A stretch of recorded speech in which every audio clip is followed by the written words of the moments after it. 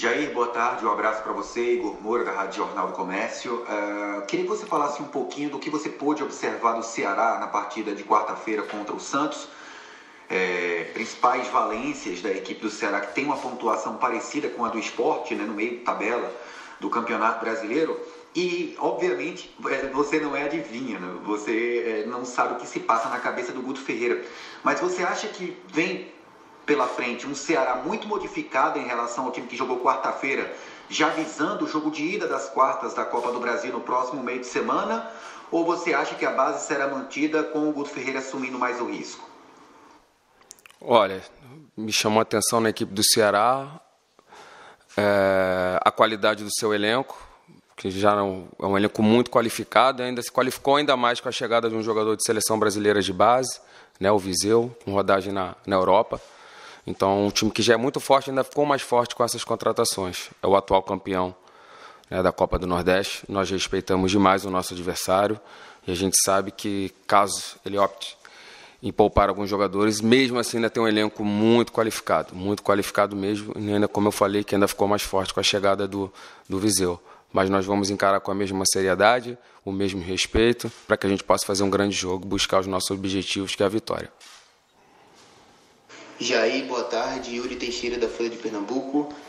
Jair, desde que você chegou ao esporte, sempre que teve uma semana cheia para trabalhar, o time saiu de campo pontuando. Foi assim contra o Fluminense, Bahia, Atlético Mineiro e recentemente contra o Atlético Paranaense. Nestes 4 jogos, além de somar 10 pontos, vocês só tomaram um gol. Visando o jogo com o Ceará, que apesar de chegar empolgado com a classificação na Copa do Brasil, vem de uma maratona de 6 jogos em 20 dias. Como você avalia a semana de trabalho do esporte?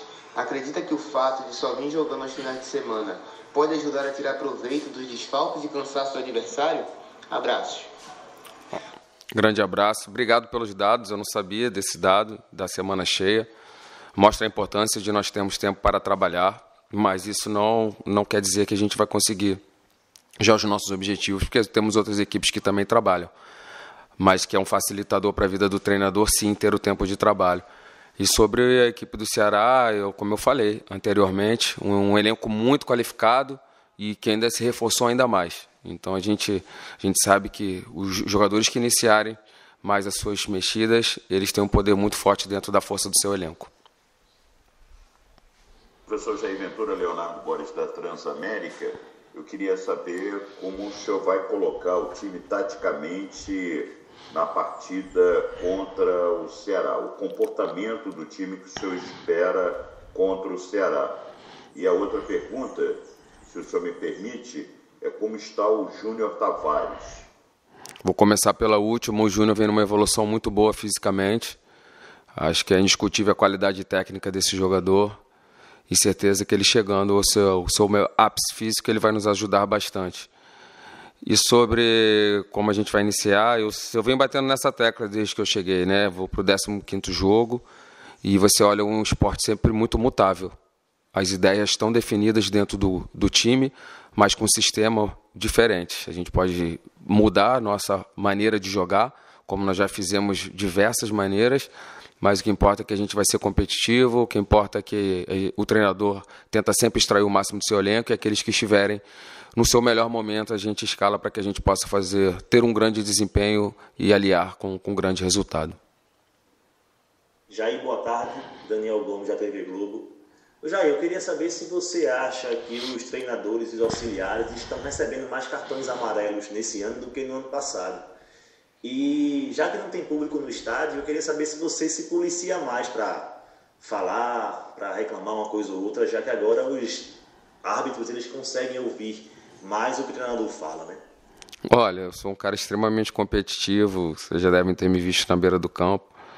Jogo junto, corro, faço de tudo ali, mas lógico que nós somos seres humanos, tem alguns momentos que a gente acaba entrando no calor do jogo, mesmo sem torcida.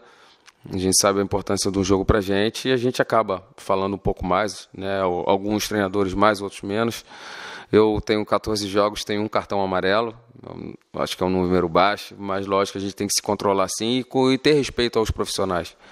Eu sempre falei que eu não falo de arbitragem, vocês não vão ver coletiva minha pode acontecer o que aconteceu, eu não falo de arbitragem pós-jogo e vou continuar assim, mas dentro do campo a gente fala uma coisa ou outra que a gente viu, que foi muito nítido ali na nossa frente, a gente conversa com o quarto árbitro, com bandeira, mas sempre com respeito, né? Lógico que eu falei, nós somos competitivos, mas a gente tem que se policiar e respeitar os próximos, respeitar os profissionais, respeitar o ser humano que está ali trabalhando, que são passíveis de erros assim como nós. Jair Ventura, o Wellington Araújo da Rádio Clube de Pernambuco. Eu queria lhe perguntar hoje, uma situação além do esporte, uma situação do futebol brasileiro. Todo time tinha um camisa 10 e tinha um camisa 9 dentro das suas especificações. O 9 goleador e o 10, que também era goleador, um jogador diferenciado, de assistência, aquele jogador realmente que chamava o torcedor para campo.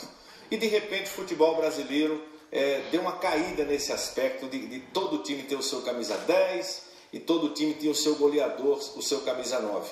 Eu queria saber a sua opinião, como um cara que vive 24 horas praticamente futebol, que é técnico de futebol profissional. O que é que aconteceu com o futebol brasileiro, Jair, nesse aspecto? O problema vem da base dos clubes ou não? Queria saber sua opinião. Obrigado. De nada. Não é um futebol brasileiro. Isso é uma constatação, a gente pode pegar aí, a gente está vendo o futebol europeu e também as grandes equipes não têm esse camisa 10 organizador, como você falou. Eu acho que o futebol, com esse 4-3-3 hoje que vem se jogando, né, com 1 e 2, né, trocaram os nomes, né, que são os médios fazem a função do camisa 10, né, que eram os meias, o cara que jogava mais de costas, o cara do último passe, esse cara do passe-chave, né, da assistência, hoje está em extinção sim, mas não é só no Brasil. Se você pegar a Bahia, se você pegar Real Madrid, se você pegar as grandes equipes, o próprio Barcelona, o Messi é um meio atacante, não é esse cara de organização, o cara de correr, de drible, velocidade com a bola, né? Então, assim, é uma situação que é mundial. E o camisa 9, esse cara, a gente vê hoje o Pedro, né, que é um exímio finalizador, e são poucos. Eu vejo por duas situações. Primeiro, por safra. Não é toda hora que aparecem grandes jogadores, né? A gente vai falar de Ronaldo, Romário, jogadores que fizeram história, mas não são sempre que aparecem grandes jogadores.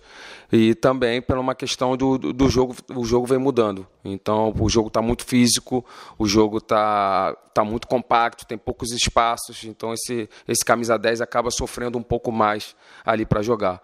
Mas, lógico que o camisa 10 faz falta ao futebol. Eu sou um cara que admiro demais a qualidade desse 10, esse cara pifador que a gente fala na linguagem futebolística, fazem falta, mas eu vejo por essas situações. Uma situação de safra e mais uma situação também do jogo estar mudando um pouco por conta da velocidade, da chegada desses médios, ocupando um pouco o lugar desse camisa 10.